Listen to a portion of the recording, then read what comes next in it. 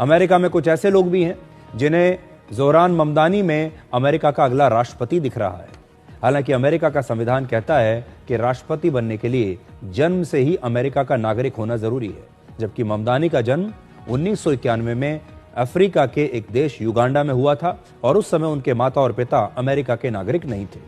7 वर्ष की उम्र में ममदानी अपने माता पिता के साथ न्यूयॉर्क आए और 2018 में उन्होंने अमेरिका की नागरिकता ली और अब राष्ट्रपति ट्रंप की पार्टी के कुछ नेता उन्हें अमेरिका से डिपोर्ट करने यानी बाहर निकालने की मांग कर रहे हैं, क्योंकि वो एक प्रवासी है। इसका मतलब है कि ममदानी न्यूयॉर्क के मेयर और आगे चलकर अमेरिका में सांसद या फिर किसी प्रांत के गवर्नर तो बन सकते हैं, लेकिन अमेरिका के राष्ट्रपति कभी नहीं बन सकते।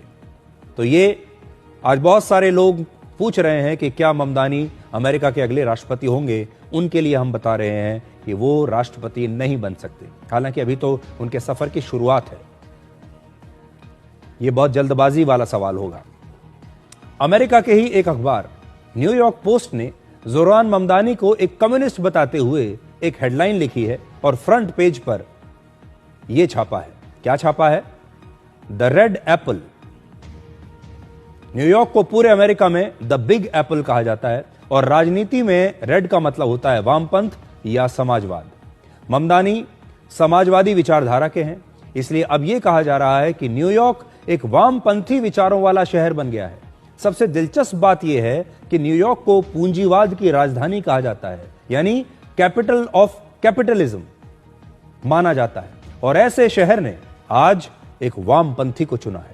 इस जीत की एक बहुत बड़ी वजह है न्यूयॉर्क की डेमोग्राफी, वहां की जनसंख्या जो पिछले 20 साल से लगातार बदल रही है।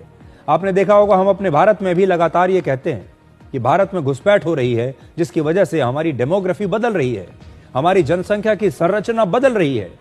न्यूयॉर्क में भी यही हुआ है और इस समय न्यूयॉर्क में मुसलमानों की आबादी 9% से भी ज्यादा हो गई है। 9% मुसलमान है न्यूयॉर्क में। न्यूयॉर्क को अमेरिका के यहूदियों का गढ़ माना जाता है और अब वहां से एक ऐसा व्यक्ति चुनाव जीत गया है जो खुले तौर पर इजराइल का विरोधी है। इससे आप अंदाजा लगा सकते हैं कि न्यूयॉर्क की आबादी कितनी बदल चुकी है।